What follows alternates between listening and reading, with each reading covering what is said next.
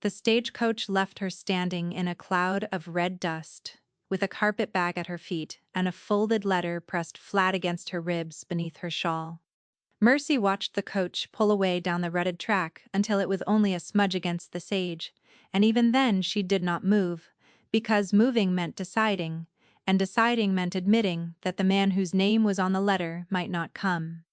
The town was called Sutter's Bend, and it was smaller than the letter had suggested: a church with a crooked steeple, a mercantile with a faded sign, a livery, a saloon she would not look at, a clapboard hotel with 3 windows facing the road, and behind all of it the prairie running flat and gold to a line of low hills the color of bruised plums.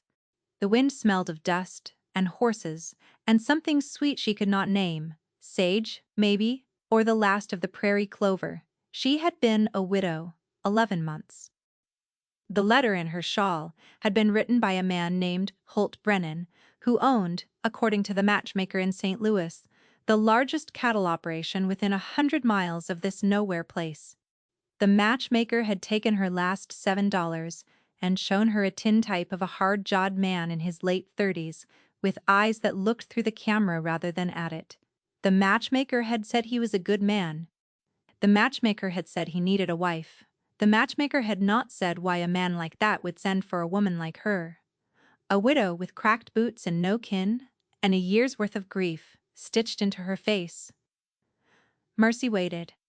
The sun climbed. A boy ran past with a hoop and stared at her. A woman in a starched bonnet crossed the street to avoid her. She had been warned in the long days on the trail that frontier towns took a hard look at strange women before they decided what to make of them.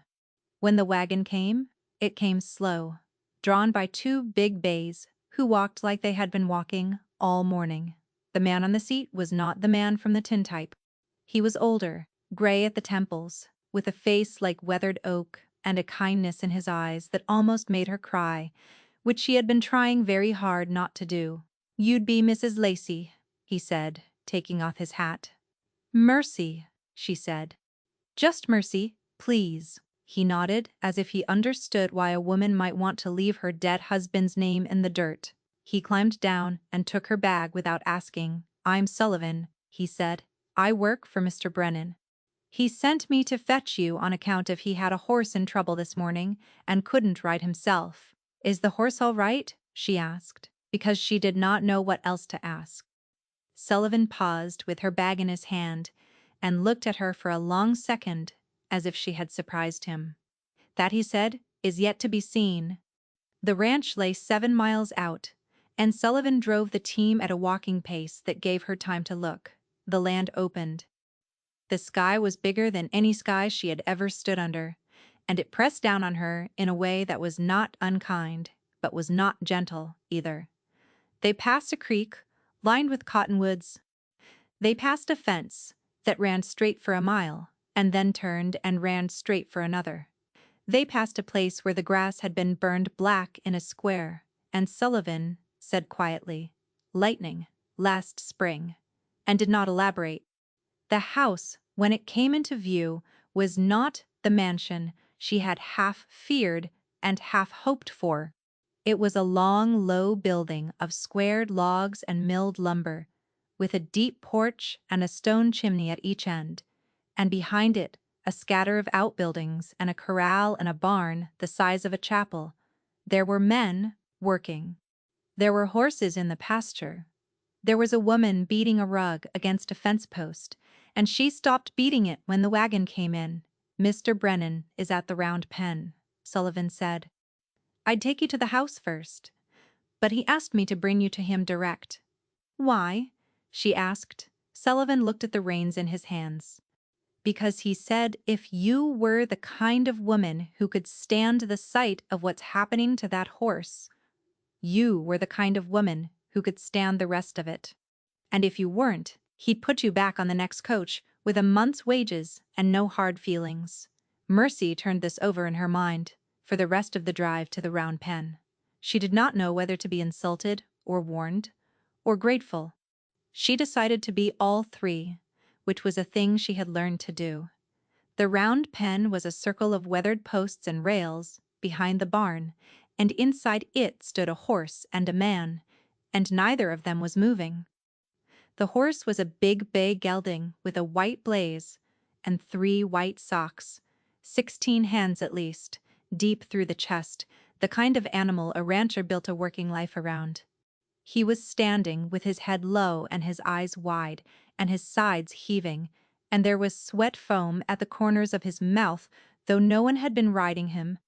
The man was in his shirt sleeves, with his hat pushed back and a lead rope coiled loose in one hand. He was not approaching the horse. He was not speaking. He was just standing, very still, watching. Mercy got down from the wagon without help and walked to the rail. Sullivan stayed back with the team. She watched for a long time before the man noticed her, and she watched him as much as she watched the horse. He had the face from the tintype, but the camera had not caught the way grief sat at the corners of his mouth, or the way his shoulders held themselves like a man who had been carrying something heavy for so long he no longer remembered what shoulders without weight felt like. His hands were what she noticed last. They were big and scarred and gentle on the coiled rope, and they did not move. When he finally turned and saw her standing at the rail, he did not smile. He looked at her, the way a man looks at weather coming, judging. Then he ducked under the rail and walked to her and took off his hat. "Mrs. Lacey," he said. "Mercy, Holt Brennan." He held out his hand and she took it, and his palm was as rough as a sun-dried hide, and warm enough to feel through her glove. "I apologize for not meeting the coach. The horse," she said. He nodded. "Once. Slow, the horse." She looked past him into the pen. "What's wrong with him?" Holt was quiet for a moment, as if deciding how much truth to spend on a stranger in the first minute of meeting her. "He's afraid of open ground," he said. She thought she had misheard. "A horse," she said. "A horse." He turned and looked at the gelding, the way a man looks at a son who has disappointed him in a way that is not the son's fault. "His name's Bridger. I raised him from a foal. He's been the best working horse on this place for 6 years. 3 weeks ago I rode him out to check the south fence, and a rattler spooked him in a draw and he threw me and ran. I caught him an hour later, standing in a stand of cottonwoods, shaking, lathered. He wouldn't come out of the trees. I had to lead him out, and he fought me every step. Since then, he won't cross open ground. Not the pasture, not the road, not even the yard between the barn and the house, unless I blindfold him. And even then he sweats through the cloth."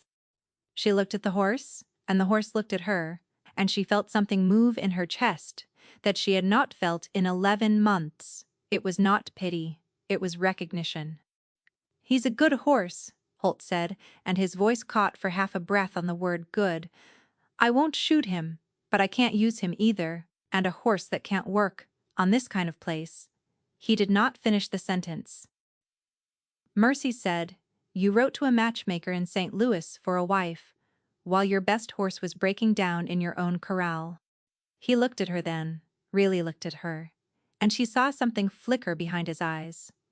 That might have been a smile if it had been allowed to finish. "I wrote that letter 4 months ago," he said, "long before the snake."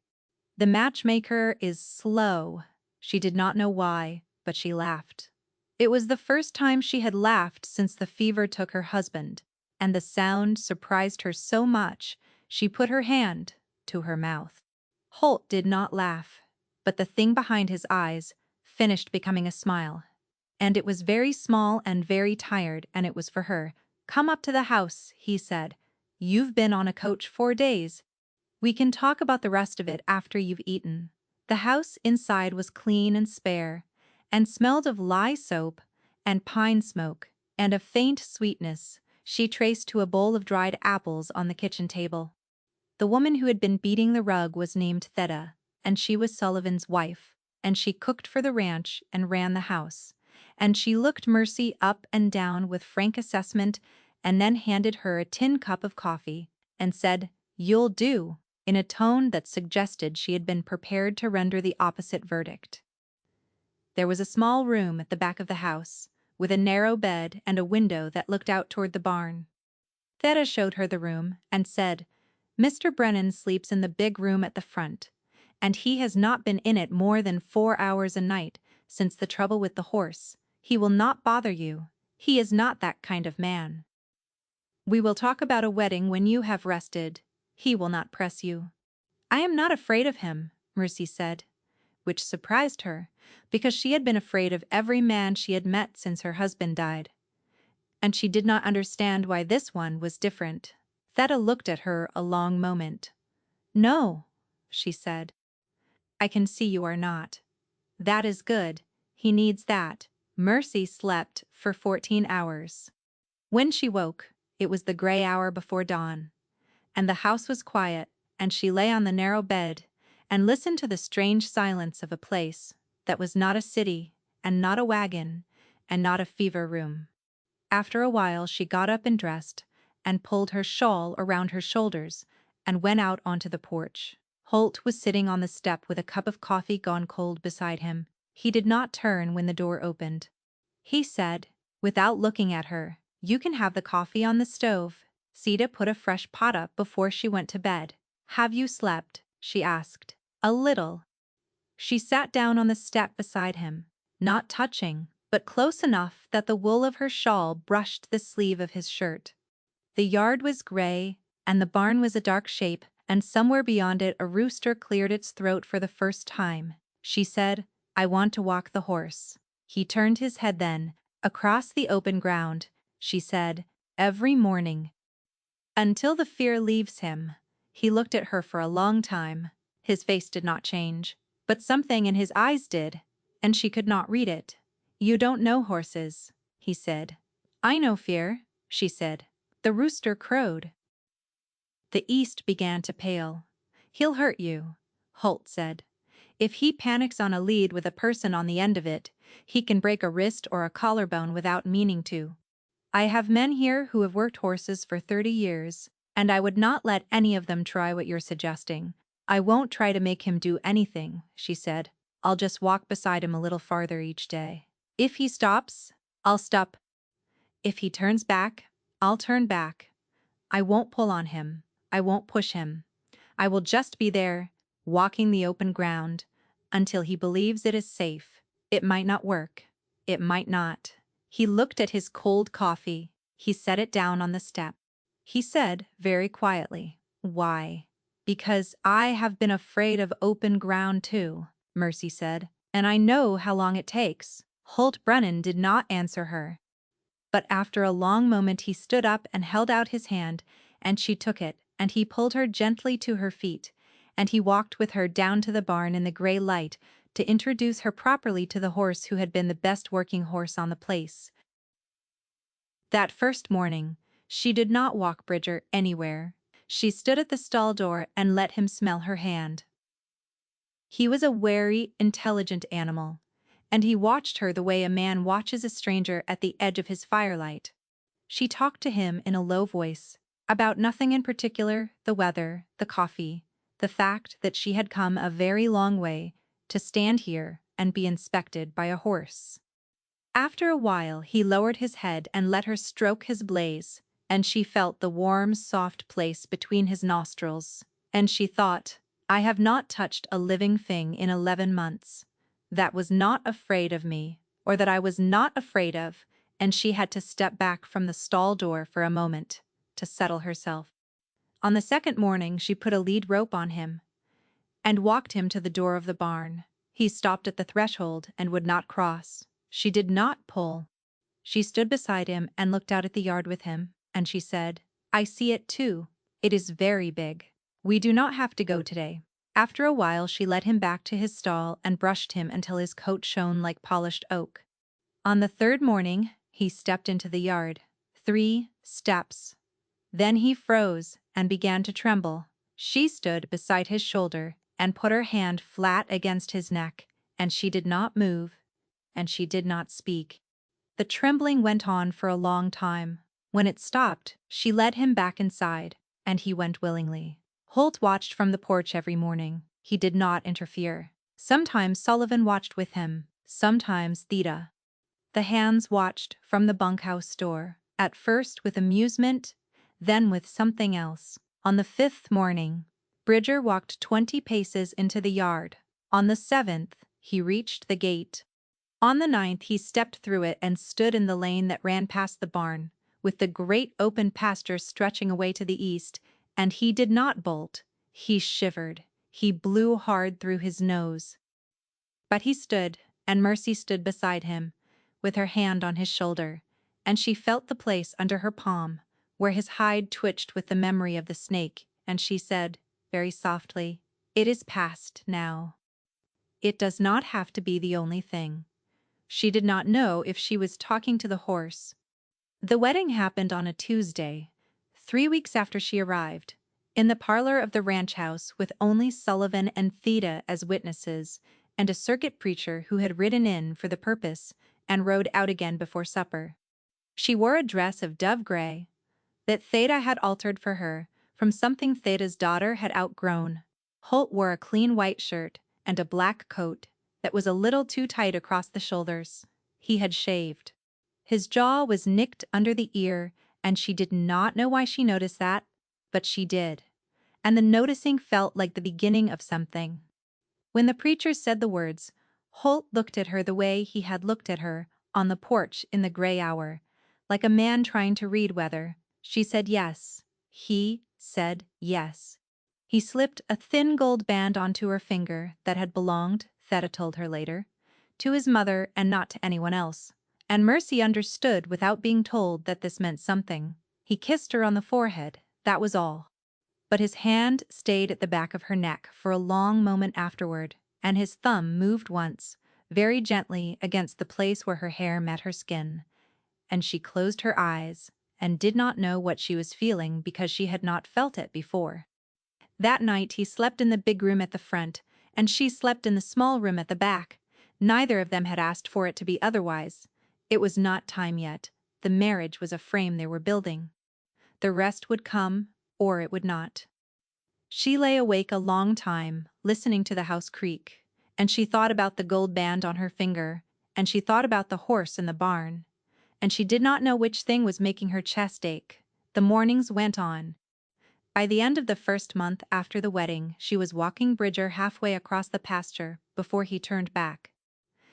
By the end of the second month, she was walking him to the creek and back, and he was drinking from the water without trembling. And on the way home, he would push his nose against her shoulder in a way that she came to understand was affection. Holt rode out with them one morning. He did not ride Bridger. He rode a steady old mare named Pearl, and he kept her at a walk, and he stayed 10 paces behind. Mercy did not turn around, but she could feel him there, the way she had learned to feel the weather coming. When they reached the creek, he dismounted and tied Pearl, and came to stand on the other side of Bridger, and he put his hand on the horse's neck, just below where her hand was. He said, "You are doing what I could not do." "You could have done it," she said. "You did not have the time. I did not have the patience." He looked at her across the horse's withers. "I am not a patient man, Mercy. I have run this place by deciding things fast and being right most of the time. When Bridger broke, I tried to fix him the way I fix everything else.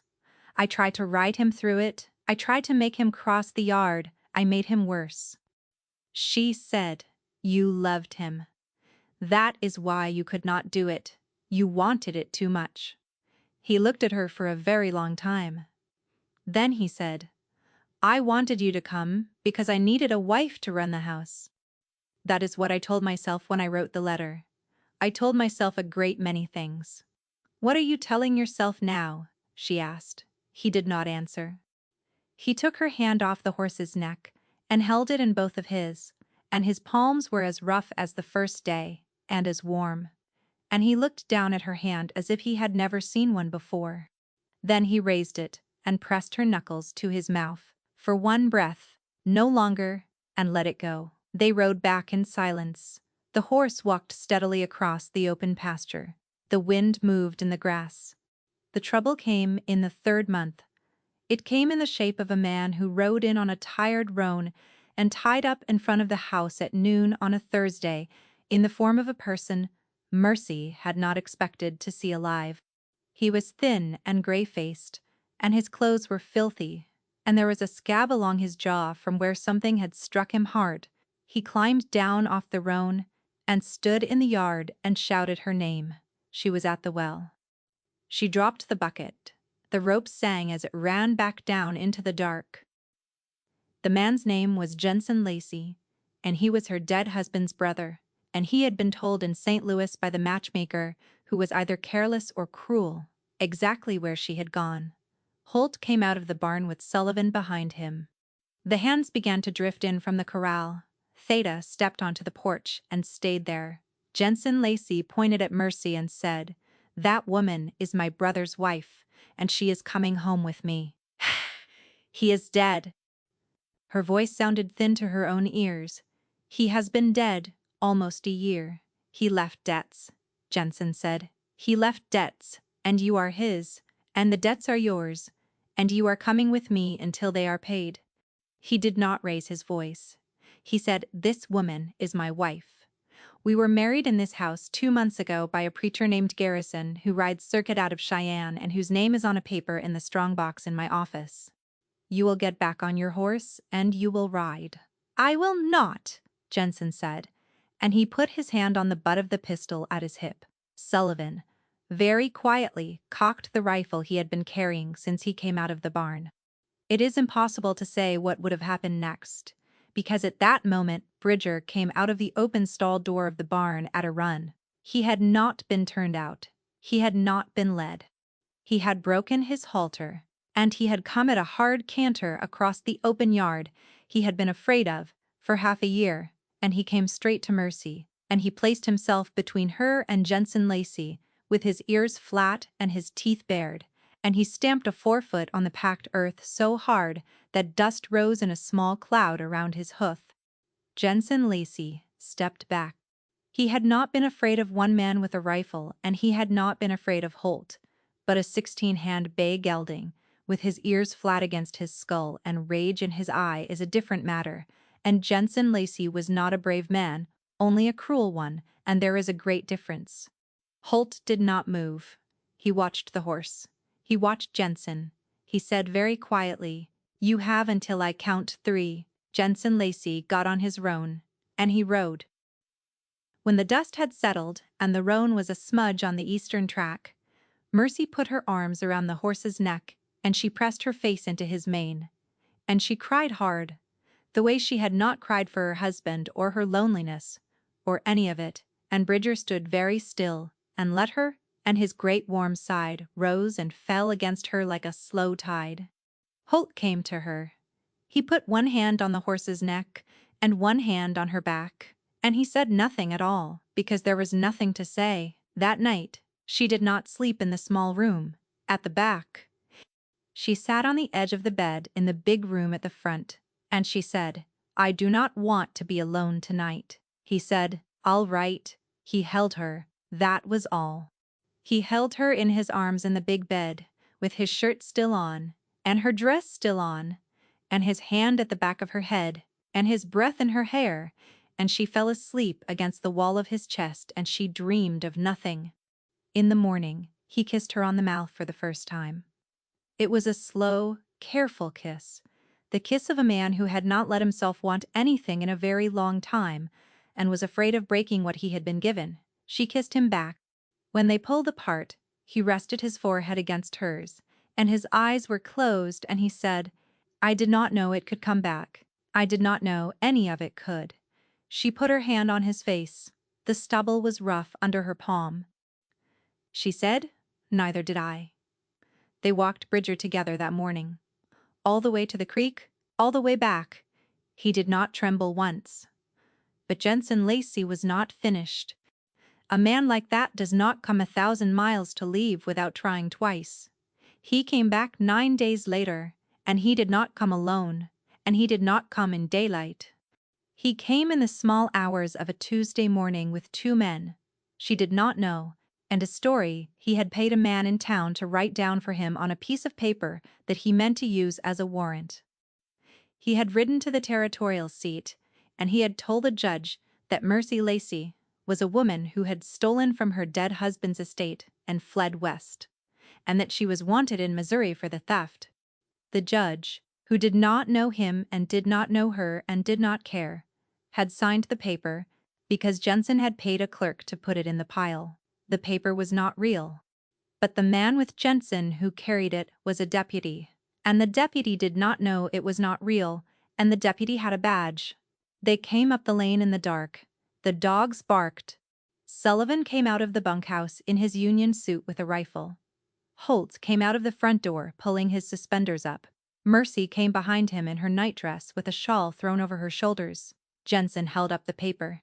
He said, "I have a warrant for that woman. She is to come with the deputy and answer for what she done." The deputy was a young man and he looked uncomfortable in the lamplight.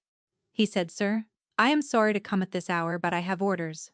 Holt said, "Let me see the paper." The deputy gave it to him. Holt read it twice in the light from the doorway lamp. Mercy watched his face, and she saw the muscle in his jaw begin to work. He said to the deputy's son, "What is your name?" "Tully, sir. Mason." "Tully. How long have you been a deputy?" "Mason." "Tully. 5 weeks, sir." He said, "This paper is not a warrant. This paper is a piece of writing that someone has put a judge's name on. There is no docket number. There is no county seal. There is no signature from the clerk of court. This paper would not arrest a stray dog. Have you been to the courthouse in Cheyenne yourself?" Mason Tully, the deputy, looked at the paper. He looked at Jensen. The color left his face. He said, "No, sir, I have not." "Then I suggest you ride to Cheyenne in the morning," Holt said, "and ask the clerk of court what a real warrant looks like. And I suggest you take this man with you and ask him a great many questions about who paid him to write his story." Jensen Lacey reached for his pistol. He did not get it out of the holster. What happened was this.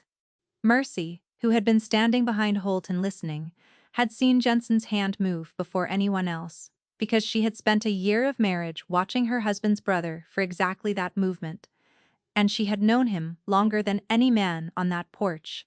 She stepped past Holt, and she swung the iron poker she had carried out from the hearth, without anyone noticing, and she struck Jensen Lacey on the forearm with a force that surprised everyone, including herself. And his pistol fell into the dust and he howled, and Sullivan was on him before the howl finished. And Holt was looking at her as if he had never seen her before in his life. She stood in her nightdress, with the poker in her hand and her hair down her back, and she said, in a voice that did not shake, "This man beat his brother. He beat me when his brother would not. I left Missouri to be away from him. He is not a creditor, he is a coward, who could not stand that his brother's widow would not stay where he could reach her. The debts he speaks of are debts he made in my husband's name after the funeral. If you ride to St. Louis, you will find a great many people who will tell you so." The deputy looked at her. He looked at Jensen on the ground with Sullivan's knee in his back. He looked at the paper in his hand. He said, "Mom, I am very sorry to have troubled you." He took Jensen. He took the 2 other men, who had not moved through any of it, and who it turned out were drifters Jensen had hired with the last of his money, and who were happy enough to be off his account. He rode them all back toward Cheyenne, and Sullivan rode with him to make sure they got there, and at the territorial seat, Jensen Lacey was charged with forgery and assault and a list of other things that took a clerk an hour to write down, and Mercy never saw him again as long as she lived. When the dust had cleared from the lane and the dogs had stopped barking, and Theda had come out in her wrapper to put coffee on, because that is what Theda did in a crisis, Holt took the poker from Mercy's hand and set it carefully against the wall of the porch. He said, "You saved my life." She said, "I do not think he would have shot you." "He would have," Holt said. "I have seen that look on a man's face before. I have worn it. He would have." She began to shake then. The thing that had held her together through the swing of the poker and the words to the deputy let go of her all at once, and she shook, like Bridger had shaken in the doorway of the barn 3 months before. Holt put his arms around her and lifted her off her feet, because her knees had given, and he carried her into the house and set her on the bench by the fire, and he wrapped her in the wool blanket from his own bed, and he sat down beside her and held her until the shaking stopped. When it stopped, she said, "I am not going anywhere." "I know," he said. "I mean ever," she said. "I am not going anywhere ever. This is where I live now. This is my home." He kissed her on the temple. He said, "Yes." The grass turned. The cottonwoods along the creek went gold and then bare. Bridger went back to work. Holt rode him out to check the south fence on a cold morning in October, with Mercy on Pearl beside him, and the horse did not flinch when they passed the draw where the rattler had been. He gave it a long look. He blew through his nose. Then he walked on, and Holt looked across at his wife, and his eyes were full. They built a shelf in the kitchen for her herb jars. He built it himself, in the evenings, without being asked. It was made of oak from a tree that had fallen on the place the year his first wife died. Wood he had been keeping for something, but had not known what. He sanded it for 3 nights running before he hung it, and when he hung it at exactly the height where her hand fell naturally when she reached. They'd taught her to make bread, the way they made it on the ranch, with a sourdough starter that had come west in a clay crock in 1862 and had been kept alive ever since. Mercy learned. Her hands learned the dough. Her ears learned the sound of the wind on the eaves at night, and her body learned the long quiet of a house that was not a fever room. One evening in November, she sat on the porch with Holt's coat around her shoulders, and she watched the sun go down over the prairie, and Bridger came to the rail of the corral and put his head over and looked at her, and she went down to him and pressed her cheek against his blaze, and he stood very still. Holt came down from the porch and stood beside her. He put his hand at the small of her back. He said, "What are you thinking?" She said, "I am thinking that he was the one who saved me the morning your brother-in-law came. I was afraid of going back into that. I did not know if I had it in me to stand. And then I heard him come across the yard, and I saw him put himself between me and that man. And I thought, if a horse can learn not to be afraid of open ground, then so can I." Holt was quiet for a long time. Then he said, "I think you taught him, and he taught you. And the 2 of you taught me." She turned to him. The last of the light was in his face. She said, "Taught you what?" "That a man does not have to do everything alone," he said. "That a thing can break and be mended. That the mending is sometimes slower than the breaking, but it is real when it comes." She put her arms around his neck. He held her against him. Bridger stood at the rail and watched them with his great patient eye.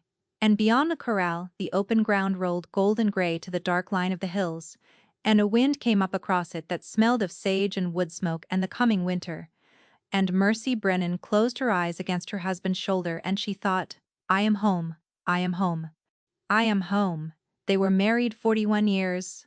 They raised 3 children on that land and buried none of them young.